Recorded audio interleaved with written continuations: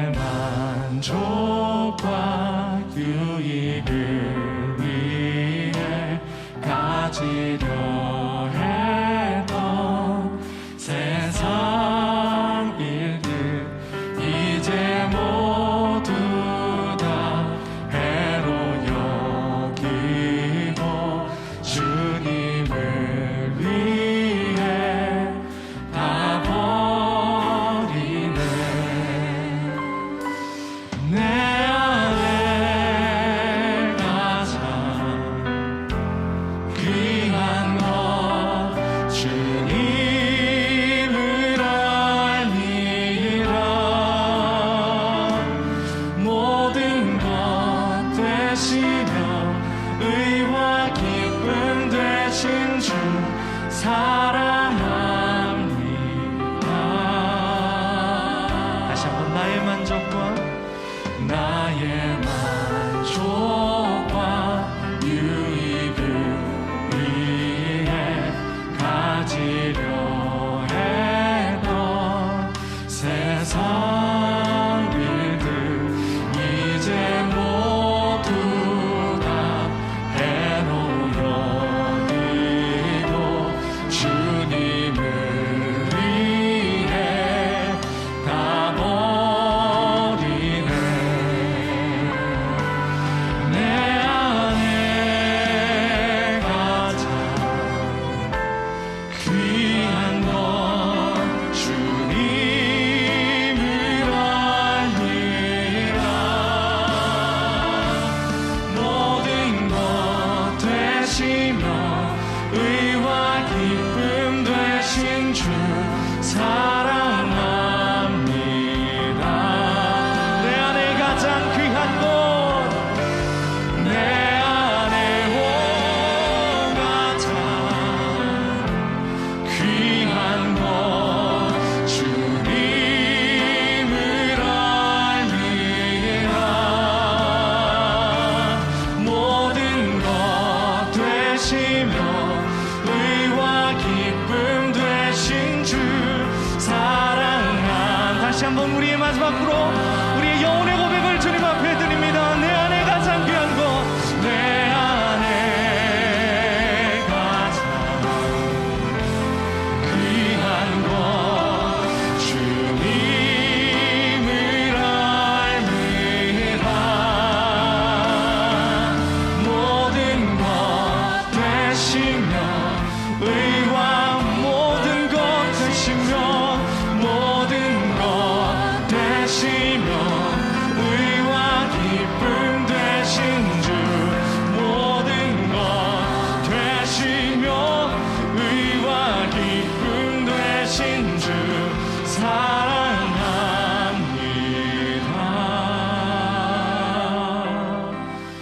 나의 주.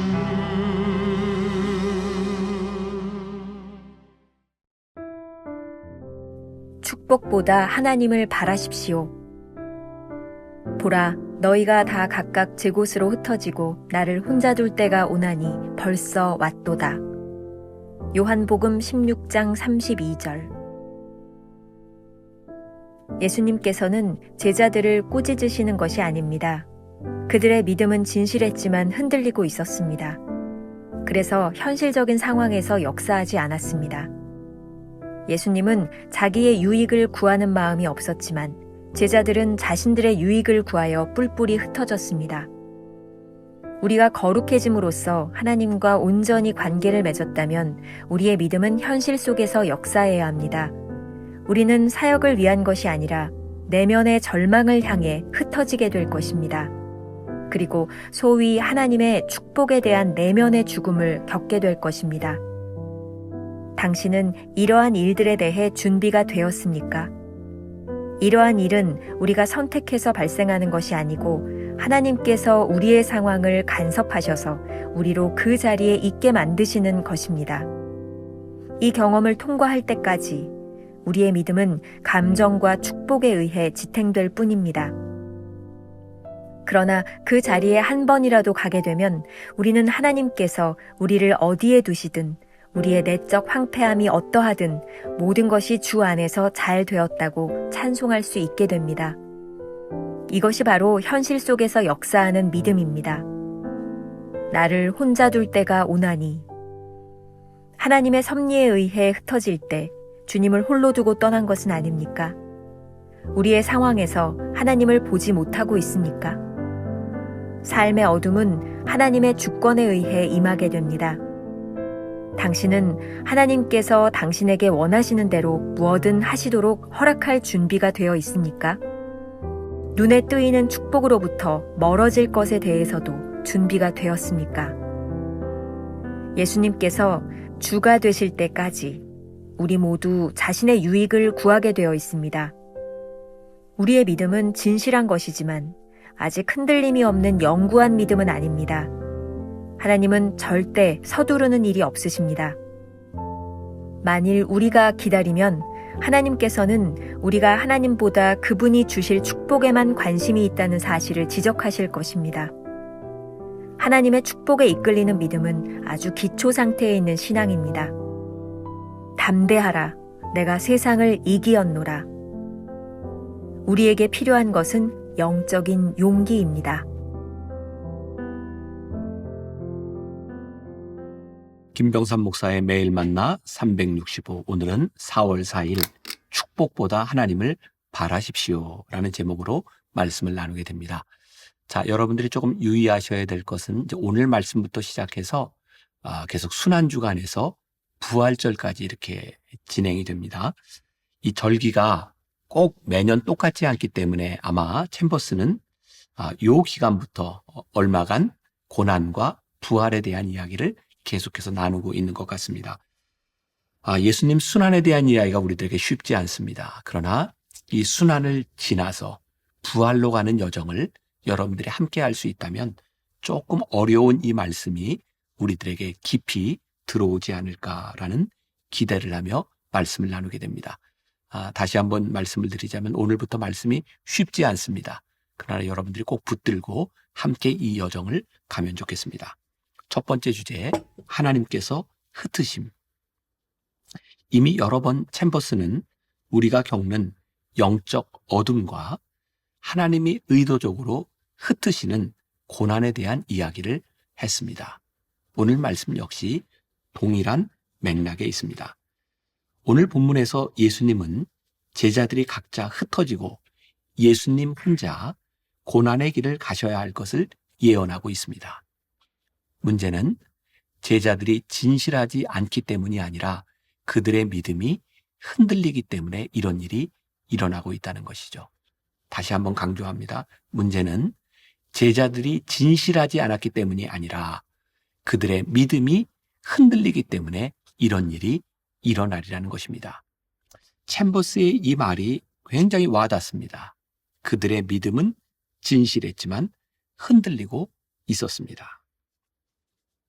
믿음은 있으나 현실적인 상황에서 그들의 믿음이 작동하지 못했다는 말입니다. 예수님은 하나님의 뜻을 따라 순종하는 믿음을 보여주셨지만 제자들은 자신들의 유익을 따라 각각 흩어져 버렸습니다.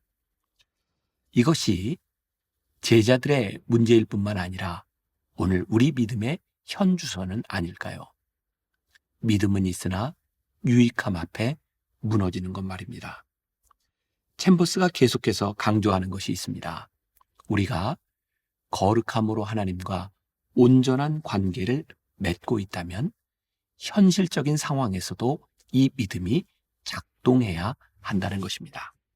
이렇게 온전한 관계가 맺어진다면 우리는 제자들이 경험했던 것과는 다른 흩어짐을 경험하게 될 것입니다. 이 말씀도 참 쉽지 않은데 한번 들어보세요. 우리는 사역을 위한 것이 아니라 내면의 절망을 향해 흩어지게 될 것입니다. 그리고 소위 하나님의 축복에 대한 내면의 죽음을 겪게 될 것입니다. 여기서 흩어짐이라고 하는 말이 영어에 scatters라고 하는 말을 쓰고 있는데 흩어짐도 좋지만 우리의 부서짐, 이렇게 표현을 하면 조금 더 이해가 쉽게 될 것 같기도 합니다. 자, 제가 이해한 대로 이 부분을 다시 표현해 보자면 하나님과 올바른 관계를 맺지 못한 사람들은 자신이 원하는 일 혹은 자신의 사역 때문에 흩어짐으로, 부서짐으로 주님을 홀로 두게 합니다. 하지만 올바른 관계 속에서 경험하는 흩어짐, 부서짐은 진정한 내적 죽음의 의미를 아는 복된 흩어짐, 부서짐이 될 것입니다. 흩어짐, 부서짐의 경험은 외롭고 힘든 일이지만 하나님께서 우리를 흩으실 때, 부서지게 하실 때 반드시 우리에게 주시는 축복이 있습니다. 철저한 내적 절망과 황폐함 가운데서 주님이 함께 하심을 경험하는 것은 우리들에게 큰 축복이 될 것입니다. 오늘 우리가 물어야 하는 질문이 이것입니다. 이러한 일들에 대하여, 이 흩어짐, 깨어짐에 대하여 준비가 되어 있으신가요? 왜 준비가 되어 있어야 할까요? 이러한 흩어짐의 상황은 우리가 만들거나 우리가 원해서 발생하는 것이 아니기 때문입니다. 하나님께서 우리의 삶에 개입하셔서 만드시는 것입니다. 요한 웨슬리 목사님의 유언 가운데 굉장히 멋진 문장이 있습니다. 우리도 이 문장을 기억하고 붙들었으면 좋겠습니다. 영어식으로 표현을 외워도 좋을 것 같아요. The best of all is God is with us. 가장 좋은 것은 하나님이 우리와 함께 하시는 것이다. 우리의 믿음은 이러한 경험과 상황을 통과하면서 강화되고 위로받는 것입니다. 하나님께서 흩으시는 이 자리에 한 번이라도 나아가 경험한 사람은 어떤 내적 황폐함 가운데서도 하나님을 찬양할 수 있게 됩니다. 이것이 바로 현실 속에서 작동하는 믿음입니다. 우리가 기억해야 될 한 줄 노트. 하나님께서 우리를 흩으셔서 어둠과 황폐함으로 이끌어 가심은 실제적으로 우리 믿음이 어떠한지 묻고 있는 것입니다. 두 번째, 믿음의 경계선. 오늘 묵상의 원 제목이 불신앙의 경계선이라고 되어 있습니다. 이 경계선이라고 하는 말을 보니까 불신앙의 경계선이라는 말도 될 것 같고, 우리 신앙의 경계선 이렇게 봐도 좋을 것 같습니다. 어쩌면 우리의 믿음과 불신앙의 경계가 무엇인지를 챔버스가 우리들에게 말하고 싶었던 것 같습니다. 오늘 본문 말씀에 나를 혼자 둘 때가 오나니 라는 주님의 말씀이 바로 그 경계를 보여주고 있습니다. 챔버스가 이렇게 묻고 있습니다. 하나님의 섭리에 의해 흩어질 때 주님을 홀로 두고 떠난 것은 아닙니까? 우리의 상황에서 하나님을 보지 못하고 있습니까? 당신은 하나님께서 당신에게 원하시는 대로 뭐든 하시도록 허락할 준비가 되어 있습니까? 눈에 뜨이는 축복으로부터 멀어질 것에 대해서도 준비가 되었습니까? 이러한 질문들을 통해 우리는 우리의 믿음이 어디에 있는지 점검하게 됩니다.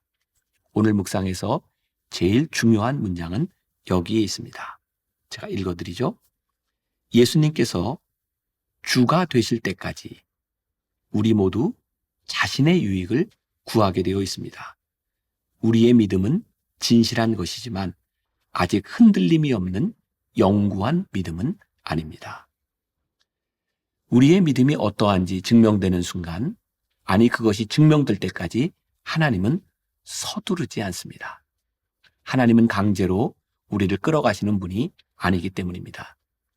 이러한 기다림의 시간을 통해 하나님은 우리 믿음이 주님의 관계보다 그분이 주실 축복에 온통 관심을 쏟고 있었다는 것을 깨닫게 하실 것입니다. 어제의 말씀과 동일하게 여기서도 계속됩니다. 깨달음은 아픔의 순간입니다.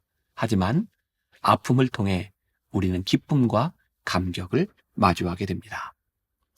이러한 믿음의 경계에 있는 우리에게 필요한 것은 아주 기초적인 믿음입니다. 기초적인 믿음, 바로 하나님께서 우리에게 주시는 영적 용기입니다. 요한복음 16장 33절, 담대하라, 내가 세상을 이기었노라. 오늘은 짧지만 멋진 글들을 여러분들에게 소개해드리고 있습니다. 조금 전에 요한 웨슬리 목사님에 대한 이야기도 했죠. 존 파이퍼 목사님이 쓴 책 하나님을 기뻐할 수 없을 때, 여기에 조지 허버트의 시 쓰고도 달도다 라고 하는 시가 있는데 여기도 참 멋진 글입니다.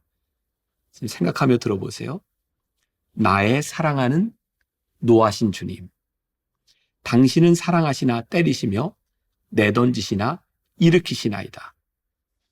나도 이렇게 하겠나이다. 불평하겠으나 찬양할 것이며 몹시 슬퍼하겠으나 인정할 것입니다.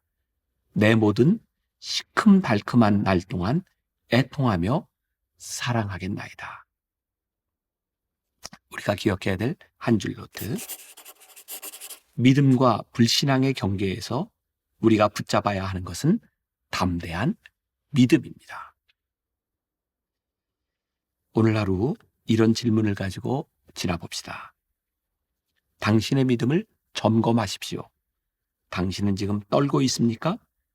아니면 담대하게 주님을 붙들고 있습니까? 기도합시다. 하나님, 우리의 인생에 하나님의 흩으심을 경험할 때가 있습니다. 우리가 원하지 않았지만 우리가 알 수 없는 시간 가운데 하나님이 우리를 흩으시고 우리를 깨뜨리신다면 그 순간에 우리들이 준비가 되어 있어야 하지 않겠습니까? 하나님이 우리를 흩으실 때에 우리의 믿음의 용기를 보이게 하여 주옵시고 하나님을 붙들며 끝까지 승리할 수 있는 사람들, 오늘 이 시간 깨어짐의 순간 가운데 있는 귀한 믿음의 사람들이 있다면 하나님을 붙드는 시간이 되게 하여 주옵소서. 예수님의 이름으로 기도했습니다. 아멘.